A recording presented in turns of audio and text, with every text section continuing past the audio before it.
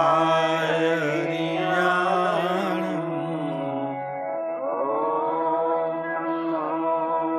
ઓવજાયાણમ ઓમ નમો લોય સવસાહુણમ એસો પંચનમોકારો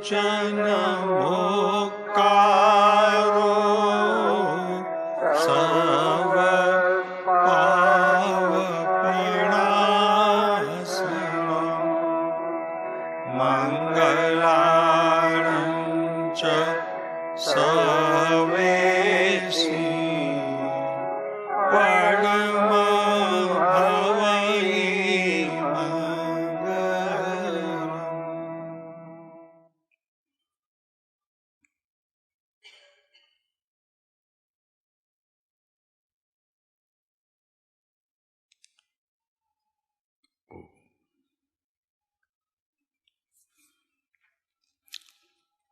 એક સૂચના કરીએ.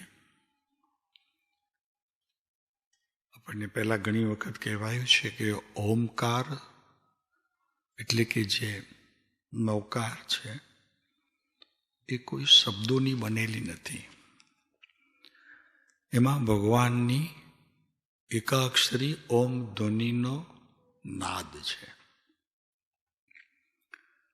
અનંતકાળમાં કેટલાય સમયમાં આપણે જૈન દર્શનમાં જન્મ પણ લીધો હશે અને આ મંત્રની માળા મુખથી શબ્દો રૂપે વિકલ્પ સહિત ઘણી છે એટલે એનું ફળ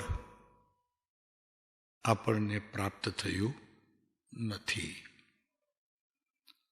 હવે અહીંયા સમજણ પડી છે કે ઓમકાર ધ્વનિ છે અને એ ધ્વનિ તો છે પણ એનો નાદ ગુંજાયા કરે છે.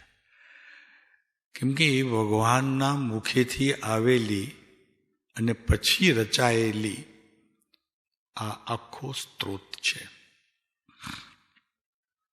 એક વાત કહી દઈએ વિશેષ કે જ્યારે પણ આ નૌકાર પછી 1 મિનિટ પણ માત્ર શાંતિ રાખવાનું આપણું જે મુખ્ય પ્રયોજન છે કે કોઈ પણ પ્રકારના સભાસદોમાંથી કુદરતી વેગ જેને છીંક કહીએ, ખાંસી કહીએ, પુસ્તકના પાના ફેરવીએ, ખુરશી આગળ પાછળ કરીએ, આ ધ્વનિના જે નાદને સાંભળવા માટે પ્રયત્ન કરે છે તમે તેમાં ખલેલ પહોંચાડો છો. અંતરાય કર્મની તમને ખબર નથી પડતી એવી તમારી ભીતર આ અંતરાય કર્મના કેટલાય અંશો તમારા જીવનની અંદર તમારી આત્મા આરાધનામાં વિઘ્નરૂપ થાય છે. કુદરતની વેગને રોકવાની એક વિધિ તમને કહી દઈએ કે જે ખરેખર આયુર્વેદિકની અંદર નહીં પણ યોગની અંદર એની ક્રિયા બતાવવામાં આવી છે. તમને ખાંસી આવે એટલે ભીતરની અમીને તમે તરત જ તાજું કરી અને એને ઘડી દો, એને ઘડી લેજો, ખાંસી અટકશે.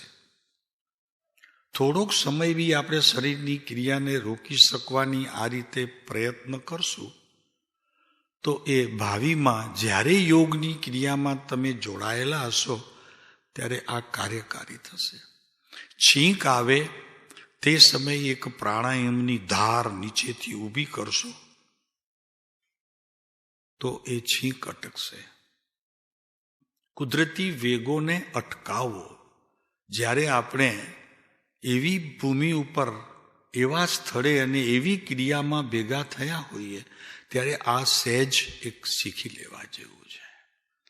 આપણા મંદિરમાં આપણે જ્યારે પૂજા કરતા હોઈએ ત્યારે આપ ખૂબ શાંતિ રાખો છો, આનંદ ઘણો છે.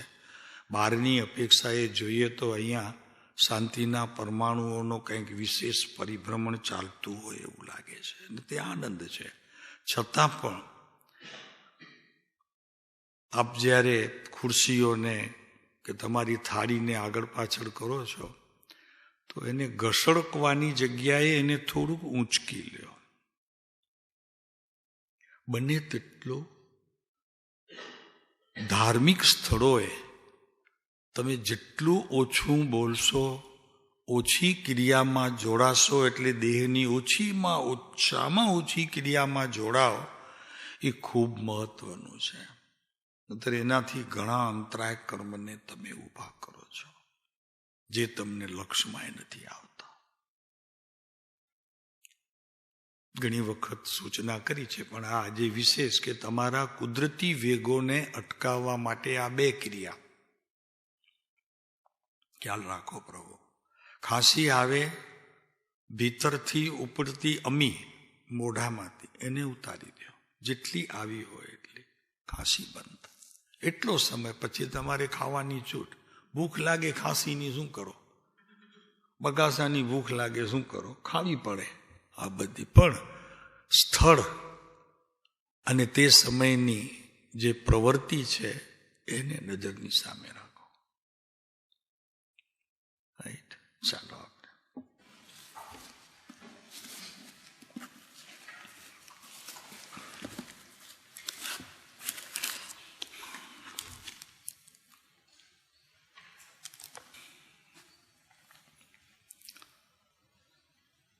જ્ઞાનીઓનું જીવન જ અધ્યાત્મ હોય છે. શાસ્ત્રમાં જે અધ્યાત્મની વાતો કરવામાં આવી છે અને એનું જે લખાણ છે તે મોટે ભાગે જ્ઞાનીઓનું જીવન જ છે. તો જ્ઞાનીઓનું જીવન જ આપણે જોઈએ અને પછી જો તમને ક્યાંક શંકા થાય તો પછી શાસ્ત્રના રેફરન્સને શોધો અને પછી એમની જોડે મેળવો. એટલે કહેવાનું એ છે કે એક જ્ઞાનીઓનું જીવન જોવાથી સૂત્ર, શાસ્ત્ર અને ભગવાનની ઓમકાર ધ્વનિની નાદનો વિશેષ પ્રમાણ, અર્થ બધું ત્યાંથી મળી રહેશે.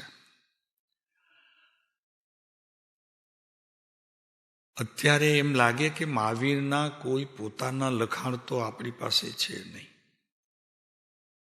જ્ઞાનીઓના હૃદયમાં રમતા હોય જુદી વાત છે, પણ મહાવીરે કંઈ પોતા માટે લખી અને પોતાના અનુભવો એની કોઈ નોટ્સ નથી અત્યારે. પણ એનું ખેદ મટાવવા વાળા એવા જ્ઞાની ધર્માત્માઓ આ સૃષ્ટિ ઉપર પંચમ કાળના અંત સુધી થયા કરશે. માત્ર પ્રશ્ન એ છે કે શ્રદ્ધા ગુણ તમારું સમ્યકપણે પ્રવર્તતું હોવું જોઈએ. સમ્યક પ્રકાર એટલે શું? સત્ય નહીં. સમ્યક પ્રકાર એટલે આત્મદર્શનની જિજ્ઞાસાવાળા નહીં. સમ્યક પ્રકારનો અર્થ છે ભૂખવાળા. જેને આત્મદર્શનની ભૂખ ઉગડી છે એવા જીવોની વાત છે. એ જે શ્રદ્ધા રાખી શકે જ્ઞાનીઓના જીવનમાં, એને કોઈ શાસ્ત્રની જોવાની અવઢવ નથી. કેમ કે એમનું જીવન જ સ્વયં પોતે આત્માને અનુસરતું પ્રવર્તે છે. કોઈ દેહ, મન, ઇન્દ્રિયો, વિકલ્પ નહીં, બિલકુલ નહીં. તો એ જ શાસ્ત્ર છે, એ જ સૂત્ર છે. અને મહાવીરને અને બીજા અનંત તીર્થંકરોને કહેવાનો આશય જ્ઞાનીઓના એક વાક્યની અંદર સમાઈ જાય છે. જેમ એક રોટલીથી ભૂખ મટતી નથી, તેમ અનેક શાસ્ત્રોનું વાંચન કરવાથી ભૂખ મટતી નથી, એક ગધરીતા પેદા થાય છે. હા, હજી ખાઈ લઉં, સરસ છે, આજે શાક બહુ સારું છે, એમ કરીને એકાદ રોટલી વધુ લઈ લીધી. પછી ઘરનાનો આગ્રહ આવે એટલે વળી એકાદ વધુ લઈ લીધી. જરૂરત નથી એટલી. દેહને તો જરૂરત છે માત્ર પોષણ તત્વની, પેટ ભરવાની નહીં. પણ આપણી ગધરીતા ખાવાની પીવાની આ બધી એટલી બધી વધી છે. ઘરે બેઠો બેઠો ખાનાર પણ 4 રોટલી આરોગી જાય.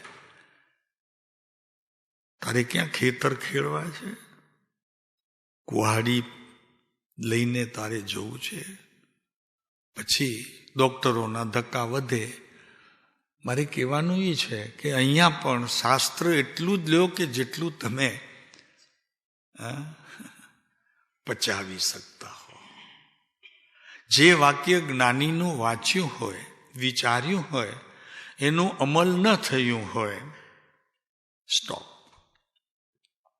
પછી બીજું વાક્ય વાંચવાની અને એને સમજવાની બિલકુલ જરૂરી નથી, અનનેસેસરી છે.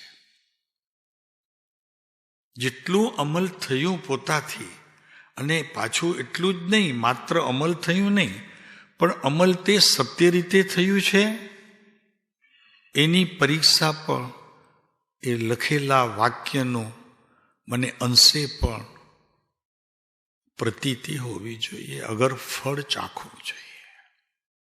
જો નથી ચાખ્યું, પ્રતીતિ નથી થઈ, આદર નથી થયો, એનું સન્માન નથી થયું, સત્કાર નથી થઈ શક્યો, શાસ્ત્ર બંધ. જ્યાં સુધી એ શાસ્ત્રના વાક્યનું પૂરેપૂરો હું અનુકરણ ન કરી શકું, અગર અનુકરણ ન થાય પણ એની શ્રદ્ધાનું બીજ એટલે ઊંડે વાવી શકું, કમસે કમ એટલું તો મારા જીવનની અંદર જો હોવું જરૂરી છે, તો જ હું વિતરાગ માર્ગનો સાચો અનુયાયી છું અને પરમ કૃપાળુ દેવનો પણ અનુયાયી છું. નહીતર કેવા માત્ર. કોઈ એક વાક્યનું પણ મારાથી અમલીકરણ નથી થતું કે જે બહુ સામાન્ય હોય છે, સંસારમાં મને રોજ ઉપયોગી હોય છે, એ પણ હું ખરેખર પૂરેપૂરો આચરણરૂપ કરી શકતો નથી. મને કોઈ અધિકાર નથી શાસ્ત્રના શ્રવણ કરવાનું, એનું પઠન પાઠન કરવાનું. બસ જશે તો માત્ર તે જ્ઞાનના ક્ષયોપશમમાં, અગર પંડિતાઈમાં. અમે અહીંયા વિષય રાખ્યો છે સતત કે જ્ઞાનીઓનું જીવન જ જોવું છે. એ કેવી રીતે જીવ્યા, ધર્મ ક્ષેત્રમાં અને સંસાર ક્ષેત્રમાં. બે જ ક્ષેત્ર હોય છે. સંસાર ક્ષેત્રમાં રહ્યા ત્યારે પણ કેવી રીતે પ્રવર્ત્યા છે, અને ધર્મ ક્ષેત્રમાં જ્યારે પ્રવેશ્યા છે ત્યારે કઈ પદ્ધતિથી પ્રવેશ્યા છે. આ બે જ પ્રવેશ જ મારે જોવા છે, બાકી કરવાનું તો મારે છે, આચરણ તો મારે કરવાનું છે. એમનું સ્મરણ અને વાંચન એટલા માટે લેવું છે કે એક પવિત્ર પુરુષ, એક પાવન પુરુષ, એક પ્રમાણિક પુરુષ મારી સામે વારંવાર જોયા કરે છે, તો હું આંખ ત્યારે મિલાવી શકું એમની જોડે કે જ્યારે કંઈક પણ મેં એનું અનુકરણ કર્યું હોય, એને હું અનુસર્યો હોઉં. એની વાત આપણે આજે કરશું. કાલે ગુરુ પૂર્ણિમા હતી, કાલે કરવી હતી. આપણને તો રોજ ગુરુ પૂર્ણિમા છે.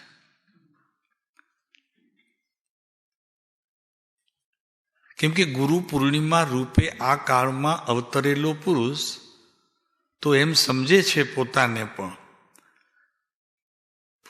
પણ એમ જ સમજે છે કે આ પૂર્ણિમાનો ચાંદ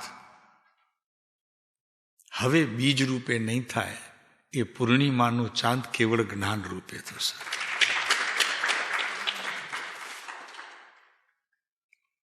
જો એટલી એમને શ્રદ્ધા છે તો હું એમનો શિષ્ય છું. સર્વાંગે મેં મારા દેહ અને આત્મામાં એનો સ્વીકાર કર્યો છે. તો આપણે આજે એમની જ વાત કરશું.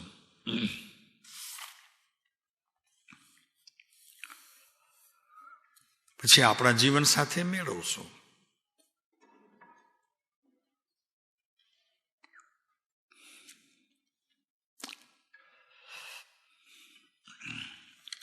પહેલી વાત એમ લઈશું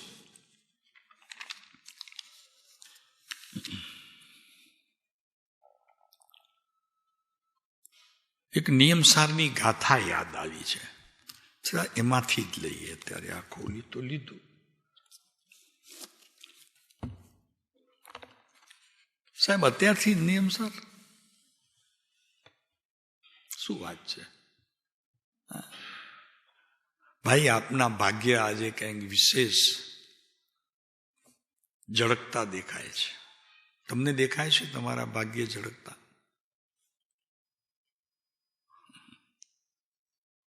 શું પ્રવીણભાઈ?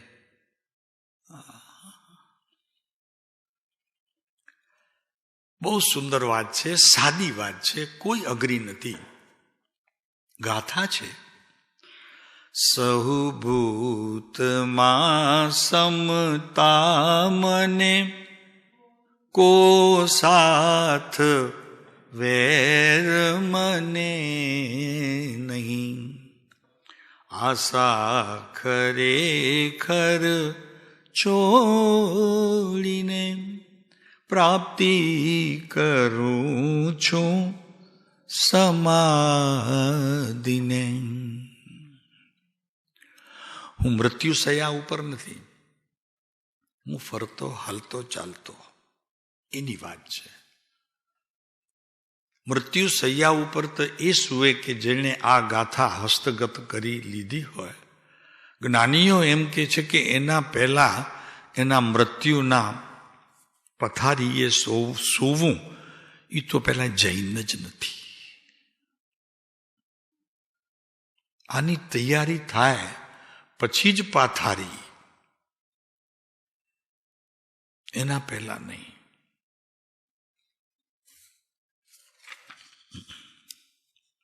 બહુ સુંદર અન્ય અર્થાત છે. સર્વ જીવો પ્રત્યે મને સમતા છે. સાહેબ જેની સાથે સંપર્કમાં છું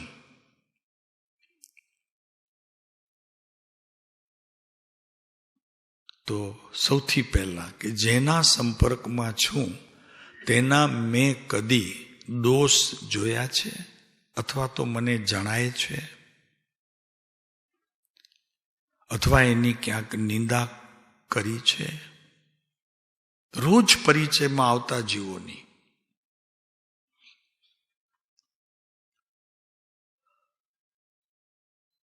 ભાઈ બહુ જરા મુશ્કેલ વાત છે. મારા પરિચયમાં આવેલા જીવોની મેં કદી કોઈની પાસે પણ નિંદા કરી હોય, અગર એના દોષ નિરંતર મને જણાતા રહેતા હોય તો સમજવું કે કૃપાળુદેવના હે પ્રભુ દોહરાનો પણ તને હજી બરોબર અર્થ નથી સમજાણો. હું તો દોષ અનંતનો. તો સર્વ જીવો પ્રત્યે મને સમતા છે. જ્યાં સુધી આ સમતા નામ એટલે શું? તો કે સર્વ જીવો પ્રત્યે એવો જ ભાવ કે જે ભગવાન પ્રત્યે મને છે. અત્યારે મને નથી લાગતું કે આ કાળની અંદર બહુ ઓછા જીવો એવા હશે કે ભગવાનને છોડીને સમતાનો ગુણ જેમાં જોયો હોય એનો પ્રમોદ ભાવ એને વ્યક્ત કર્યો હોય. કઠણ છે કાર્ય. જોયો હોય છતાં પણ કોઈકની આગળ એનો પ્રમોદ ભાવ વ્યક્ત કર્યો હોય, એની પ્રશંસા કરી હોય અને પોતે એનાથી જરી રંજિત પણ થયો હોય. આનું નામ સમતા છે. લોકો સમતાનો અર્થ એવી રીતે કરે છે કે કોઈ પણ પ્રકારે ક્યારે પણ જીવનમાં કંઈક એવું આપણા ઉપર કોઈ ખોટો આરોપ મૂકે, કોઈ પ્રહાર કરીશ ત્યારે શાંતિ રાખવી. અહીંયા તો વાત એ છે કે આ શાંતિનું શસ્ત્ર તો પ્રત્યેક સમયે હાજર જ હોય. ક્યારેય કોક ક્યાંથી આવી ચડે ત્યારે પણ મને આ સમતા નામનો ગુણ અને એમાં ખીલતા જે ફૂલ, એમાંથી આવતી જે ફોરમ મને સતત જણાતી રહે. આ સમતા છે. હું રાખું, કોઈક મારા ઉપર પ્રહાર કરીને ક્ષમતા રાખું. પ્રભુ એ વિતરાગ માર્ગ નથી કહેતું. વિતરાગ માર્ગ તો એમ કે છે કે આ ક્ષમતા નામનો પિયાલો તારી પાસે છલકતો હોવો જોઈએ, ભરેલો નહીં, છલકતો હોવો જોઈએ. સમજાય છે? આ ભરેલો ને છલકતામાં તફાવત સમજાય છે? ભરતભાઈ સમજાય છે? બરોબર. ભરેલો અને છલકતો.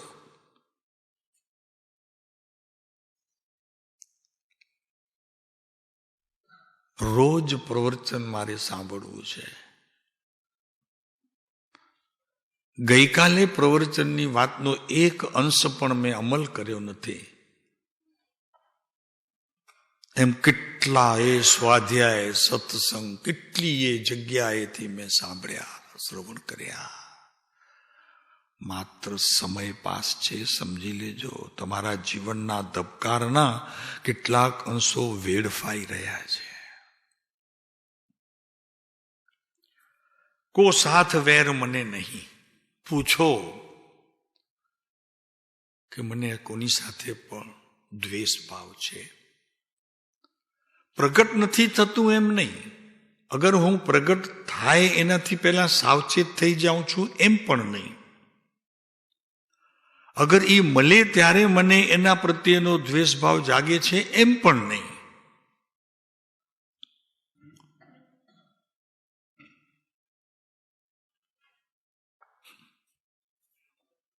બહુ જ પ્રભુ, આ તો ક્ષમતાની વાત છે.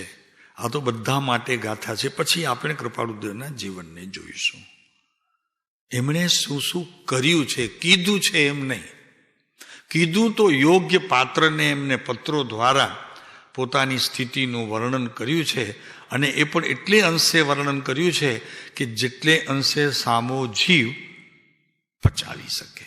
પત્રો, અરે પ્રભુ, આ પંચમ કાળની અંદર આ પ્રભુને કેમ ખબર પડી હશે કે બધાને એક સરખો બોધ આપવો આ કાળમાં ઉપયોગી નહીં થાય. આને ખબર પડી. એટલે પત્રો દ્વારા જેણે જેણે પ્રશ્નો કર્યા એમાંથી એના અંશોને જાણી અને એની સ્થિતિને પણ બરોબર જાણી અને પછી એ ધર્મ સંબંધી પૂછાયેલા, વ્યવહાર સંબંધી પૂછાયેલા પત્રોના જવાબનો ઉત્તર આપ્યો છે. બધા માટે એક સરખો બોલ ન હોય, બોધ ન હોય. આને કેમ ખબર પડી ગઈ હશે? ખબર નહીં ભરતભાઈ, કેમ ખબર પડી હશે? આ રીત ઉત્તમ છે પ્રવીણભાઈ. આ રીત ઉત્તમ છે, બિલકુલ ઉત્તમ છે. કેમ કે જેને જે પ્રશ્ન મૂંઝવતો હોય અને જેનો એને ઉત્તર મળતો હોય અને એ મળ્યા પછી એમાં એ ચિંતવન મનન કરી અને એનું પોતાના અમુક અંશે પણ જ્યાં પરિણમન કરીને સ્વાદ લેતો હોય, એના માટે ધર્મ છે પ્રભુ. ધર્મ એના માટે છે, સમજણ પણ એના માટે છે. અહીંયા તો એવું થાય છે કે લેવા નીકળ્યા છો ઘી, મળે છે છાશ તો એ લઈ લેજો, ચાલશે, ચલો એ વાંધો નહીં. ઘરવાળાએ કીધું જાઓ દૂધી લઈ આવો, તો પછી બહુ આગળ જવાનો એને પ્રમાદ થયો, કંટાળો આવ્યો એટલે રસ્તામાં પછી જે છાલિયાવાળો મળ્યો એની પાસે શાક લઈ લો. તો કે કેમ તમે દૂધી ન લાવ્યા? તો કે પછી લાંબુ જવાનું ટાળ્યું, પછી આ મળતું હતું લઈ લીધું. આપણને તો રોટલી અને શાક ખાવાથી મતલબ. એમ પ્રભુ આપણે આ ધર્મ ક્ષેત્રની અંદર પણ આજ આપણે ભૂલો કરતા આવ્યા છે. મને શું જોઈએ છે મેં કદી દરકાર નથી કરી. ધર્મ ક્ષેત્રની અંદર મને શેની જરૂર છે એ મેં કદી મેં પૂછ્યું જ નથી. અને છતાં કોઈ પુણ્યના યોગે ન માગેલું પણ મને મળ્યા કરે છે, એની મને કોઈ કિંમત નથી. ભૂખ નથી, ગમે તેટલા ભાવતા ભોજન ઘરવાળા એ મૂક્યા હોય, પણ પેટ બરોબર નથી, જીભ બરોબર નથી.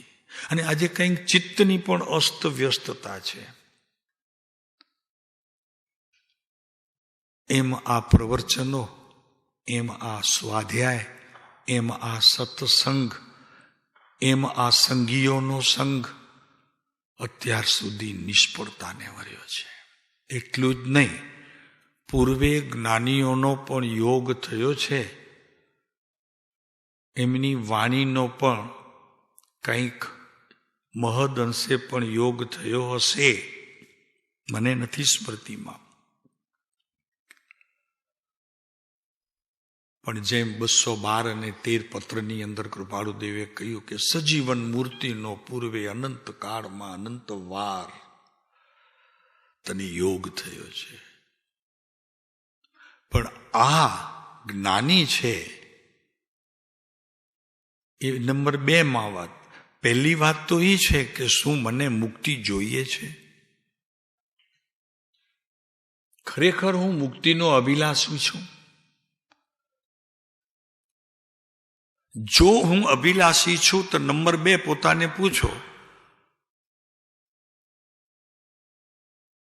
કે એના માટે મેં આ જ્યારે વિચાર સ્ફૂર્યો છે તો મેં મારા જીવનની અંદર આને અનુરૂપ શું શું આદર્યું છે?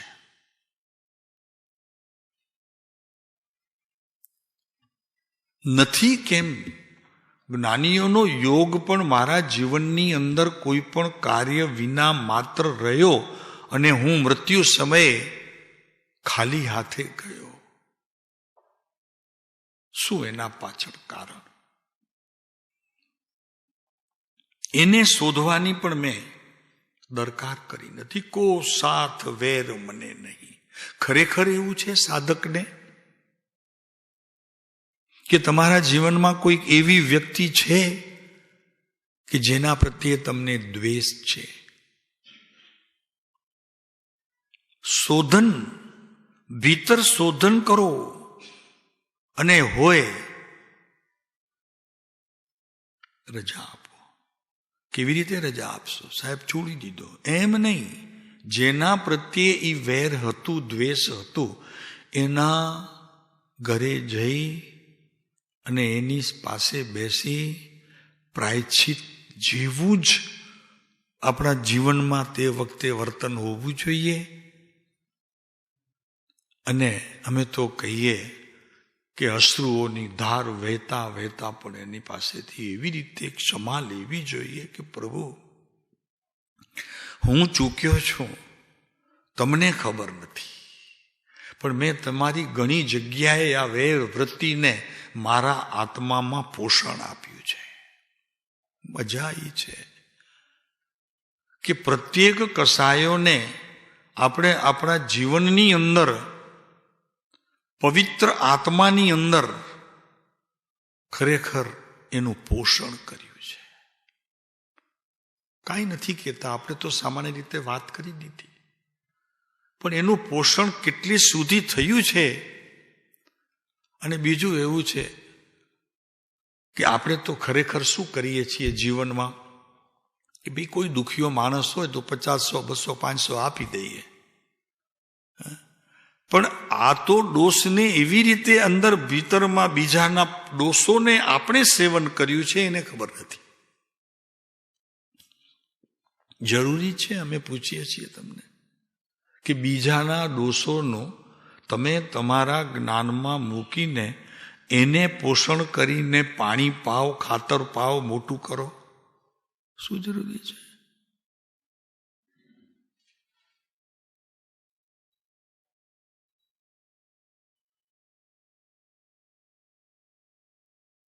ભાઈ, પ્રભુ આચાર્યો કહે છે કે હે ભવ્ય, જેવી જેની સ્થિતિ એ પ્રકારે બોલાવે. મુનિ કે હે સિદ્ધ એમ પણ કહી દે. હે મંગલમય, આવું બધું ઘણા ઉદ્બોધન કરે. તો એ ઉદ્બોધન છે તો તમારા માટે, પણ તમે એને લઈ શકતા નથી. અને એમાં જન્મ પામે છે, જ્ઞાનીઓમાં એ જન્મ પામે છે. તો હવે જે જન્મ પામે છે તો એમને તો બહાર વેચવું જ જોઈએ, એમને તો બહાર આપવું જ જોઈએ, આવા શબ્દોથી નવાજવા જોઈએ. ક્યારે કહેશે હે આત્મન, ક્યારે કહેશે કે હે પ્રાણી. આવા અષ્ટપાહુરની અંદર ભગવાન કુંદકુંદ આચાર્ય ઘણા શબ્દોનો અર્થ કર્યો છે, બોલાવ્યા છે. તો અહીંયા કહે છે કે મને ક્ષમતા છે, સર્વ જીવો પ્રત્યે ક્ષમતા છે, કોઈ સાથે મને વેર નથી. ખરેખર વેર નથી. શોધન કરવું, જો ભાઈ આત્મા બહાર નથી મળવાનો, આત્મા જ્ઞાનીઓ પણ તને હાથમાં નથી આપવાના, તારા અંતરમાં એ દીપ પ્રગટાવશે એટલું માત્ર નિમિત્ત કથન, અને એ પણ તારા ઉપાદાનની જાગૃતિ પહેલા નહીં, ઉપાદાનની જાગૃતિ થાય પછી, નિમિત્તનું કાર્ય પછી. પણ સાહેબ શાસ્ત્રમાં તો એમ આવે છે કે નિમિત્ત કાંઈ કરતું નથી. 12 મહિના નહીં, 1 મહિનો પ્રયોગ કર. સામાન્ય જીવો માટે વાત છે પ્રવીણભાઈ. 1 મહિનો આ નિમિત્ત કાંઈ નથી કરતું એનો ઉત્તર. 1 મહિનો તું સત્સંગ, સ્વાધ્યાય, ભગવાનની ભક્તિ બધું મૂકી દે અને પછી તારી દશા જો.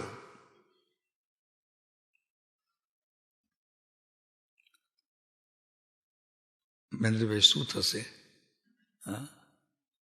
ભગવાન આમ તો છેટા છે, હવે તો છેટાય નહીં રહે, ગુમ થઈ જશે. ભાઈ જેના માટે જે શબ્દો યોગ્ય હોય, જેના માટે જે બોધ યોગ્ય હોય, એક આ પુરુષ પાસે શક્તિ હતી કે જેની જેટલી શક્તિ તેને તેટલું આપી શકે. એનું કારણ એક જ હતું કે પરમ કૃપાળુદેવ મારો પ્રભુ બીજાની શક્તિને પોતાના અંતરમાં જાણી શકતા હતા. એવું એમનો અપૂર્વ સહયોગ. કયો વિષય ચાલતો હતો મને હું ભૂલી ગયો, તમને ખ્યાલ? અંતર્યામી પણ. રાઈટ. એમની પાસે એક અંતર્યામીપણું, એટલે કે બીજાના મનમાં ચાલતા વિષયોને પોતે સમજી શકતા હતા, એટલું જ એને આપે.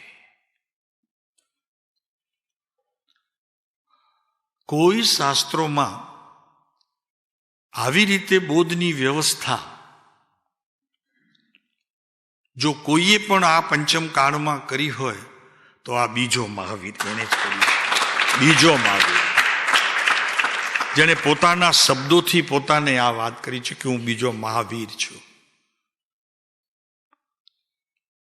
જેની જેટલી પાત્રતા, જેટલી જેની યોગ્યતા, જેટલું જેને પચાવવાનું એમ કે એની શક્તિ, બસ એટલું જ આપ્યું. એટલે તો દીપચંદજી મુનિની વાત કરીને આવે છે. પ્રભુશ્રીના મિત્ર હતા, બહુ એમને ઈચ્છા થતી હતી કે સાહેબ એમના માટે કઈ 2 લીટી લખો. કૃપાળુદેવને મળ્યા નહોતા, કૃપાળુદેવે જોયા નહોતા, છતાં પણ લઘુરાજ સ્વામીને કહે છે કે મુનિ, દીપચંદજીની કડાકૂટમાંથી છૂટી જાઓ, આ ભૂલી જાઓ એમને. હજી જેને કે જેના આત્માને હજી આની ભૂખ નથી લાગી, હું સારા શબ્દોમાં કહું છું, કૃપાળુદેવનું ખરાબ શબ્દ છે, હજી એનાથી જરા વિશેષ, જેને ભૂખ લાગી નથી એને તમે 32 ભોજન અને 36 મીઠાઈઓ આપશો, નો વેલ્યુ, કોઈ કિંમત નથી. જેનું લીવર બગડ્યું છે એને આહારની જરૂર નથી, એને ઔષધની જરૂર છે. એમ અહીંયા જ્ઞાનીઓએ આપેલા વાક્યોની જરૂર નથી, જ્ઞાનીઓએ જે કીધું છે તેનું આચરણ કરવાની જરૂર છે. કોઈ શબ્દોની જરૂર નથી.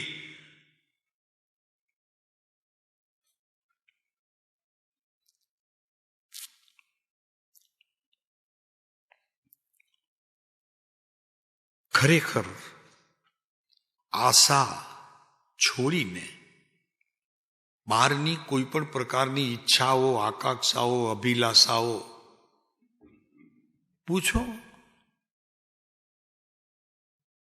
કે હું ધર્મ માર્ગમાં પ્રવેશ કરું છું ત્યાંથી પહેલા મને આ સ્થિતિનો કંઈક મારામાં ગુણ પ્રત્યય હોય એવા અંશો જણાય છે. મને કોઈ આશા છે જીવનમાં હજી કે આ હજી કરવાનું છે, આ હું કરીશ. અમને ઘણા કે સાહેબ બસ નિવૃત્તિ લઈ જ લીધી છે.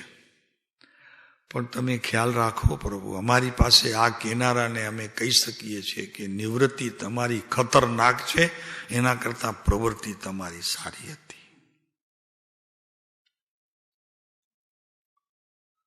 કેમ કે નિવૃત્તિની અંદર જે તમે પ્રવૃત્તિ કરો છો એના કરતા તમારા કામમાં તમે રહ્યા હોત તો વિચારોનું ટોળું સતાવે તો નહીં, જેટલું કામ હોય એમાં એકાગ્રતા હોય. અહીંયા તો ધર્મના નામે એકાગ્રતાનો શબ્દ પ્રયોગ માત્ર છે, એકાગ્રતા તો થતી જ નથી. ભાવનાઓનું ભાથું હજી ખોલ્યું જ નથી. પછી બોલે આત્મ ભાવના ભાવતા જીવ લહી કેવળ. એક પણ બાણનું હજી આપણે પ્રયોગ કર્યો નથી કે સહી જગા પર એ ભાથું ખુલ્યું ભાવનાનું અને એમાંથી કાંઈ મને લાભનું કારણ થયું. આ વઢવાણ નથી પ્રભુ, ચેતવણી છે. અને ચેતવણી પણ અમે આપી શકીએ એવી સ્થિતિની અમે વાત નથી કરતા. માત્ર તમારું જ્ઞાન થોડું કંઈક આડે માર્ગે વયું હોય તો એને સરળ માર્ગે લાવવાનું આપણે બધાએ, અમે સાથે છીએ આપણે. કેમ કે જ્યાં સુધી સર્વજ્ઞ વિતરાગની દશાને અનુસરતો બાહ્યમાં વેપાર નથી ત્યાં સુધી બધા જ અધૂરા છીએ.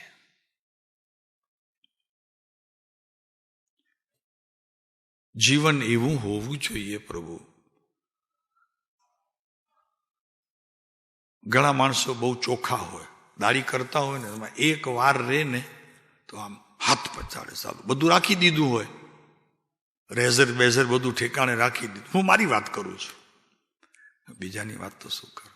હજી એક અહીંયા રહી ગયો તો આમ હાથ પછાડે, સાલું બધું મૂકી દીધું. પછી ખ્યાલ આવે, ભાઈ આવ્યું ત્યારે હવે તો કાઢ. પણ એ પણ ગુસ્સો કરીને ભીતર કંઈક પોતાને છંછેડીને ક્યાં સમતા, ક્યાં શાંતિ, ક્યાં ગુરુને પોતાના હૃદયમાં પ્રવેશ.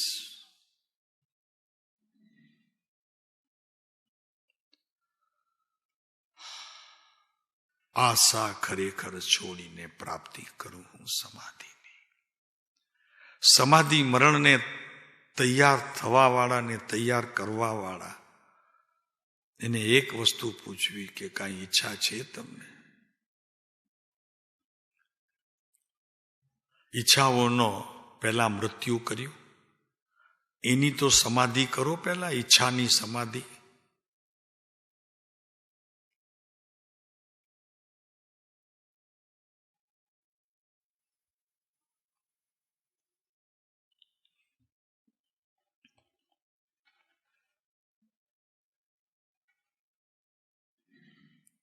પછી આગળ કે છે એ ગાથામાં આપણા માટે ઉપયોગી છે કે આમાં તો કેટલાક તો બિલકુલ હવે સમાધિની નજીક બેઠા છે, ક્યારે પ્રગટી જાય કાંઈ ખબર ન પડે. ઉંમરના હિસાબે કહીએ છીએ,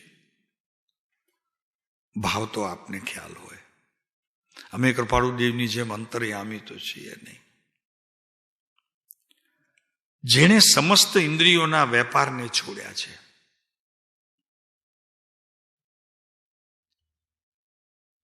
તપાસો પ્રભુ, નિત્ય તપાસો. આવે છે ને, નિત્ય તપાસું સાંજે રે, પતિ પરમ કૃપાળુ મારા રે.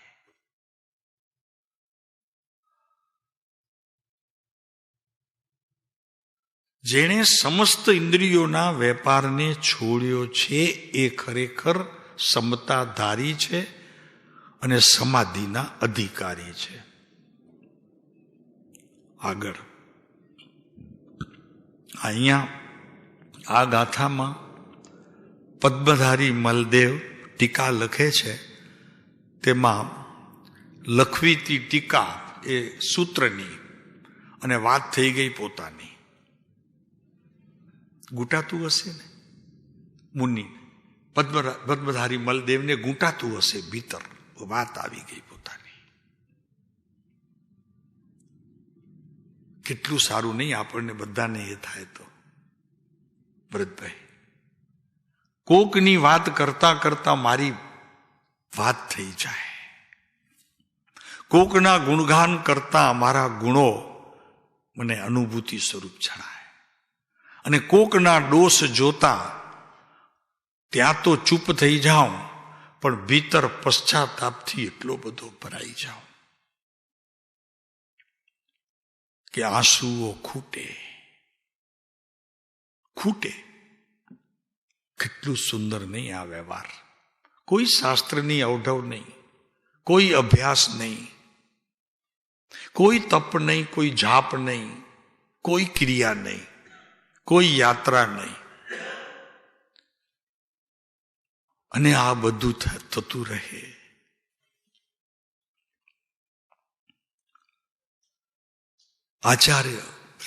મુનિ પદ્મધારી મલદેવ ટીકા કરે છે, તેમાં લખે છે, જેણે સમસ્ત ઇન્દ્રિયોના વેપારને છોડ્યો છે એવા મને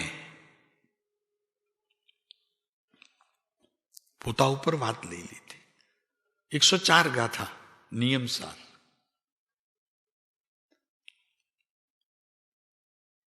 એવા મને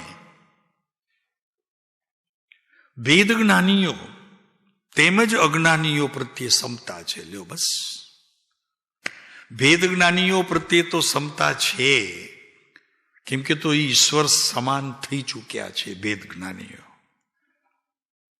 જેણે આત્મા અને દેહને તો જુદા ગણ્યા, પણ આત્માના વેપારને અને મન બુદ્ધિને ઇન્દ્રિયોને પણ જુદા ગણ્યા.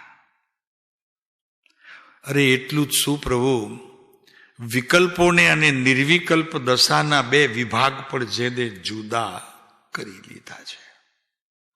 નિર્વિકલ્પ અવસ્થાને ભોગવે છે અને વિકલ્પની અવસ્થાને માત્ર જાણે છે. આવો ભેદ જેણે પાડી દીધો છે, એવા ભેદ જ્ઞાનીઓ તેમજ અજ્ઞાનીઓ જે હજી મિથ્યાત્વમાં છે, સમજતા જ નથી, એવા પ્રત્યે પણ મને સમતા છે.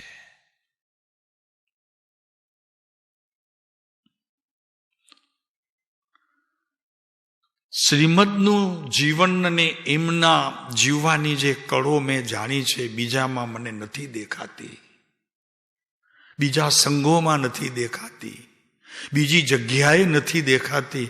શું ખરેખર એમના પ્રત્યે મને સમતા છે? પ્રવીણભાઈ, બહુ સુંદર વાત છે. પદ્મધારી મલદેવ તીર્થંકર થવાના છે. એમણે 212 કળશની અંદર કહી દીધું છે કે અમે તીર્થંકર થવાના છીએ.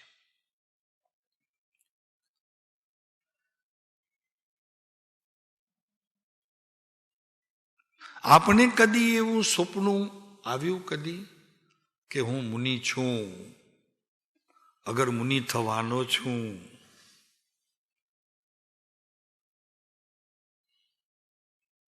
સપનું જવા દો. ભાવ ક્યારેક એવો થાય છે, ચલો ઠીક છે, ભાવને જવા દો, પણ ભાવના ભાવો છો કે નહીં? એવી ભાવના ભાવો છો?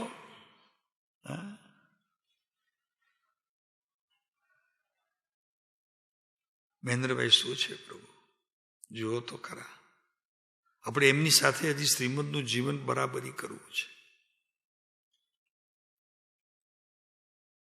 ત્યારે ખ્યાલ આવશે કે આ માત્ર કહેવાયું છે શાસ્ત્રમાં, પણ એને કોઈ અનુકરણ કે અનુસરનારો પુરુષ આ પંચમકાળમાં હોય તો કે સાહેબ છે ને, આ મારો પ્રભુ છે.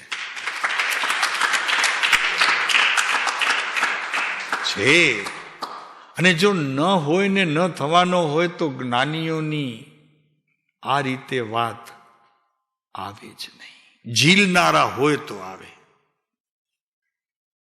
પ્રભુને ખબર હતી કે હું મારું જીવન જ્યારે રજૂઆત કરું છું ત્યારે એને ધરનારા પણ જીવો આ કાળમાં હસે તો વાત આવી છે. ન બનવાનું જ્ઞાનીઓ કદી કહેતા જ નથી. વાત કલમમાં આવતી જ નથી. છે થશે અને પ્રવર્તનમાં પણ હશે, પ્રેઝન્ટમાં હશે.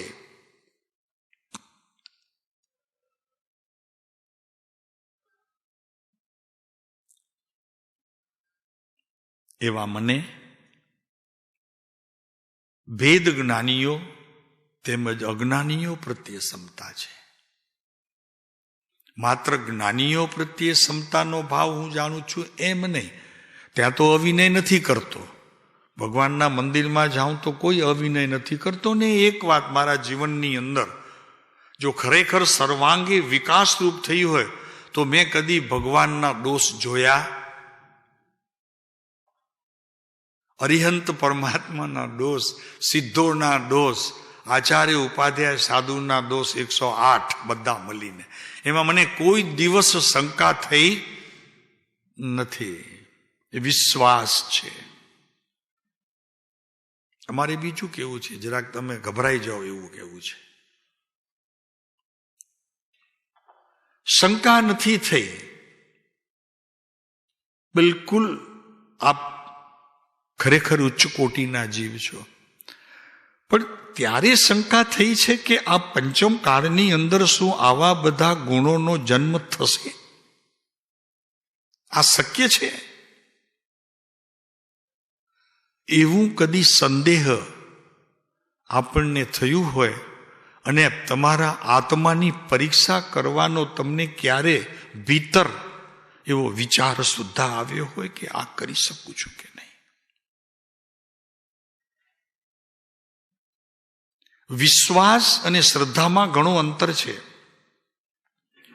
વિશ્વાસ બુદ્ધિ અને મનથી અને વિકલ્પોથી જન્મ પામેલો આખો આ પ્રવાહિત શબ્દ છે વિશ્વાસ, કે જ્યારે એની પાછળ ઘાત શબ્દ લાગ્યો છે.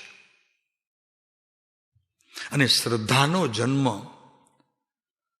તમારા આત્માના અનંત જ્ઞાનો, અનંત જ્ઞાન, અનંત દર્શન, અનંત ચારિત્રના કિયારામાંથી તે બહાર આવી ફળ ફૂલ રૂપે ઉગી અને વૃક્ષ થાય છે. એ શ્રદ્ધા છે. વિશ્વાસ કરશો નહીં.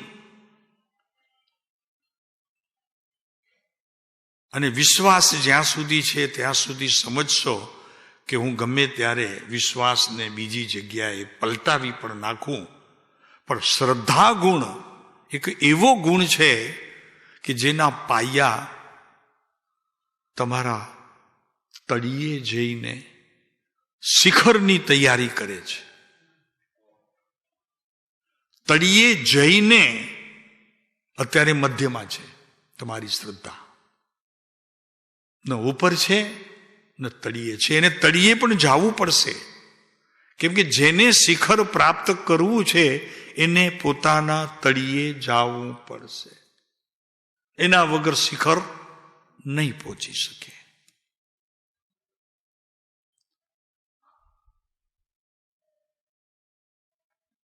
અજ્ઞાનીઓ પ્રત્યે ક્ષમતા છે.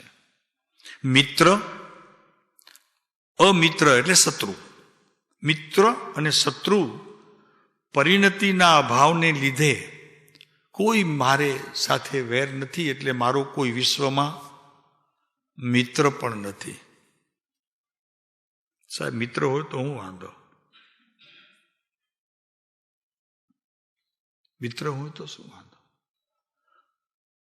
તો કે મિત્ર પણ ક્યારેક શત્રુ થઈ શકે છે, કેમ કે એ વ્યક્તિ છે. તમારી ભીતર રહેલું આત્મા વ્યક્તિત્વ રૂપે રહેલું છે. એની જોડે મિત્રતા કરો એ કદી શત્રુ પણ નહીં થાય. વ્યક્તિત્વ જુદી વસ્તુ છે. બહારની વ્યક્તિ હશે ત્યાં સુધી એના પ્રત્યે પણ ગમે તેટલો નજીક હશે તો પણ જીવનો એક સ્વભાવ છે, એની પ્રકૃતિ છે. આજનો મિત્ર કાલનો તે શત્રુ પણ થઈ શકે છે.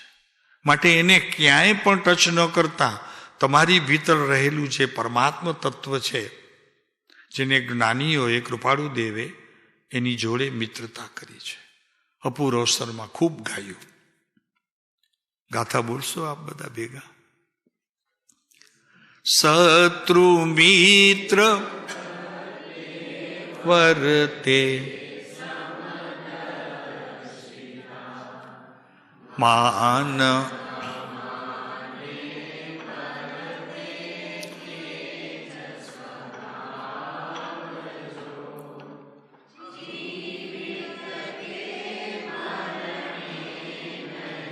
ન્યૂનાતિ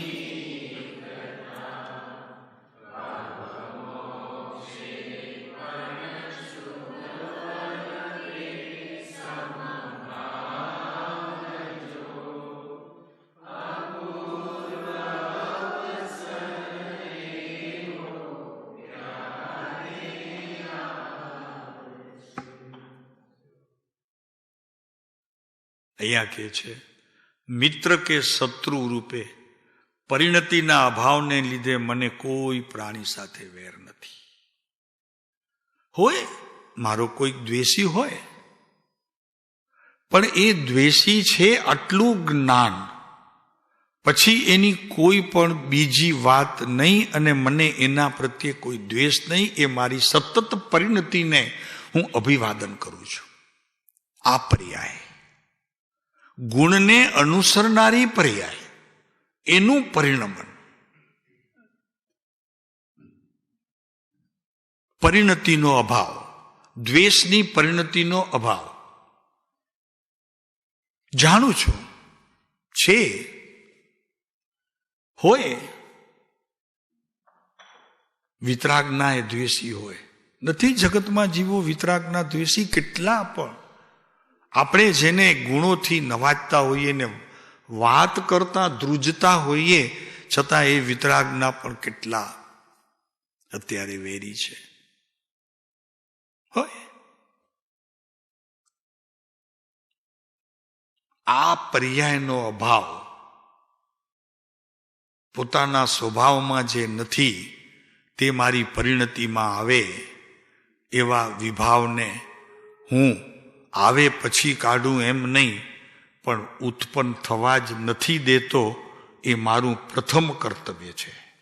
એટલો હું સ્વભાવમાં બેઠો છું કે એ બહાર જ ના આવે. અવસ્થામાં આવે એટલે પર્યાયમાં આવે પછી એને જોઉં. નહીં પ્રભુ, એમ નહીં. ઉત્પત્તિ જ ન હોય તેને અભાવ સ્વભાવરૂપ વાત કરવામાં આવી છે.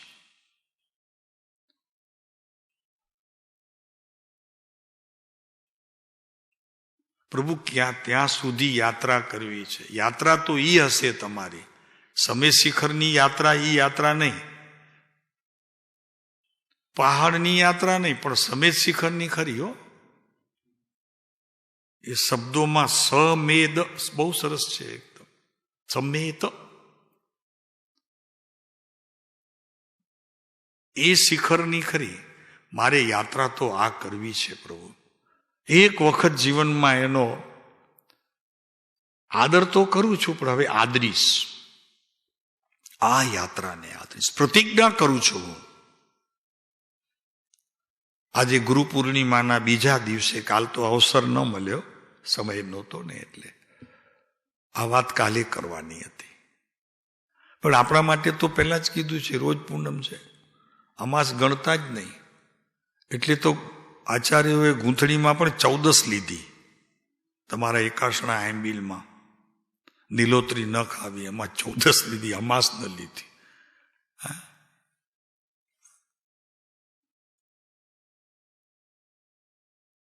કેમ કે હજી 14ની અંદર એમાં થોડોક ભાગ ચંદ્રનો હોય છે. સર્વાંગે અંધકાર નથી હોતો અમાસની જેમ.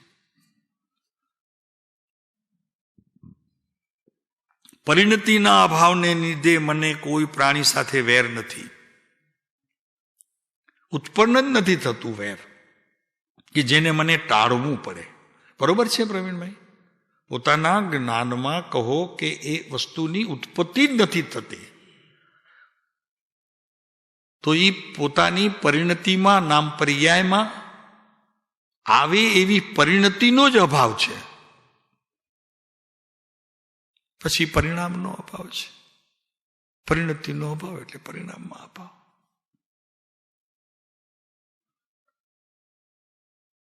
મને કોઈ સાથે વેર નથી. ખ્યાલ રાખજો પ્રભુ, દિવસ આવશે ત્યારે આ સમાધિ મરણ લેજો. અત્યારે ઓલું જે કેનારું સમાધિ મરણ જૈનોમાં જે પ્રચલિત છે એ નહીં, એ તો ભૂલ ભરેલું છે. એ તો બહુ ભૂલ ભરેલું છે. ઉપવાસ કરવાને સમાધિ માનવી, આ તો વિપરીત છે પ્રભુ. આ તો વિપરીતતા છે કે ઉપવાસ થાય, અન્ન પાણી લીધા વિના દેહ છૂટે, એ તો મિથ્યાત્વનો એક વિશેષ પ્રકાર છે. આહાર લેતો જ નથી, આત્માએ કદી ગ્રહણ કર્યું જ નથી. એને ગ્રહણ રૂપ બતાવી અને પછી એનો ત્યાગ કરો, એ તો અજ્ઞાનની રીત છે, વિપરીતતા છે, મિથ્યાત્વ છે. ગ્રહિત પાછું ગ્રહિત, એક તો છે પડ્યું છે. અગ્રહિતમાં તો ઘણા બધા ટોપલા ભર્યા છે, એમાં વળી પાછો વિશેષ.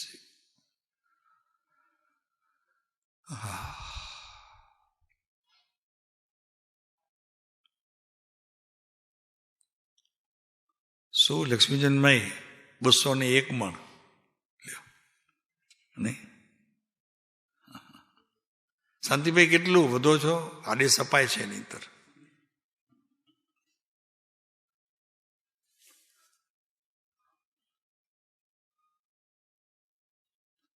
પ્રભુ કાંઈ શ્રવણ ન થયું હોય પૂર્વે અને અત્યારે આ સીધી વાત આવતી હોય, પ્રભુ એમ લાગે કે આવું જૈન દર્શન હશે.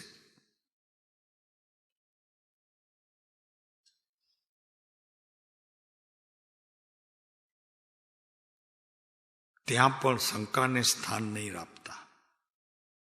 મને નથી સમજાતું, પણ વાત તો પ્રભુ એક જ છે, આ જ છે વાત. શંકા નહીં કરતા. તો શું અત્યારે આ બધું ચાલી રહ્યું છે વિશ્વની અંદર ધર્મના નામે, એ શું બધું ખરેખર ખોટું હશે? અગર ખોટું છે, આપ જ એટલા થોડાક બેઠા છો એ સાચા છે, એમ નહીં માનતા પ્રભુ, એમ નહીં માનતા.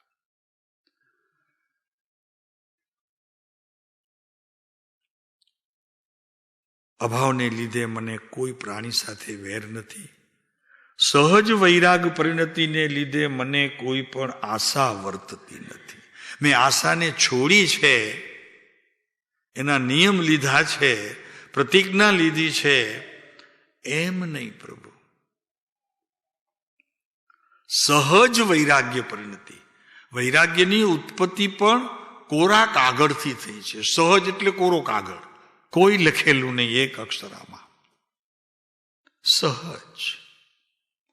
સહજ વિચારતા તે સપ્રમાણ થવા યોગ્ય. જે શબ્દો ક્યાં છે? 6 પદના પત્રમાં છે. સહજ વિચારતા તે સપ્રમાણ થવા યોગ્ય છે.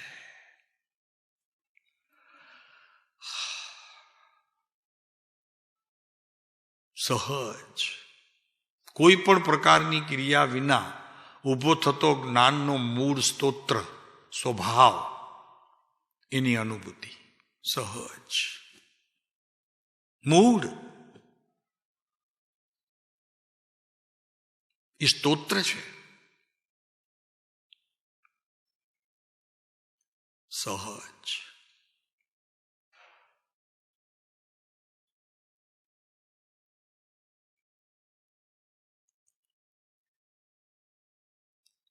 સહજ વૈરાગ્ય પ્રવૃત્તિને લીધે.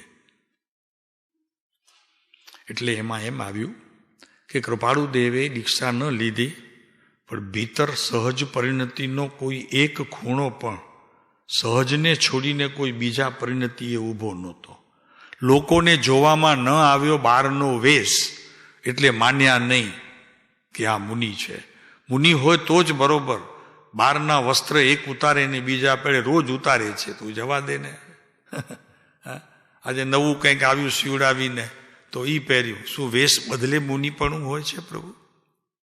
પણ લોકોને એક ભ્રમિત ભીતરમાં કે વેશ બદલે તો જ. વેશ બદલ્યો છે એમણે, ભીતર દેશ બદલ્યો માટે વેશ બદલ્યો છે. અને દેશ એટલે બદલ્યો છે કે પ્રદેશોની સ્થિતિ કંઈક વિશેષ શુદ્ધતાને પામી, એટલે એનાથી એ બદલાયા છે. તે સમયે હું પણ બદલ્યો નથી એવા પ્રકારનો કોઈ અભિમાન એ જીવમાં હોતો નથી.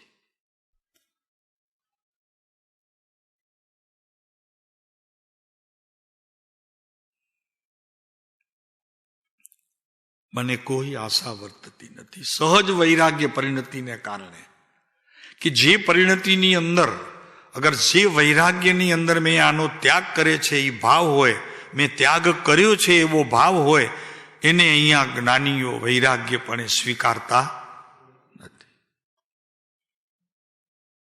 અજ્ઞાનીઓ સ્વીકાર કરતા હોય જુદી વાત છે, પણ કોઈ જ્ઞાની એને એવી રીતે સ્વીકાર કરવામાં સંમતિ આપતા નથી, સંમત થતા નથી.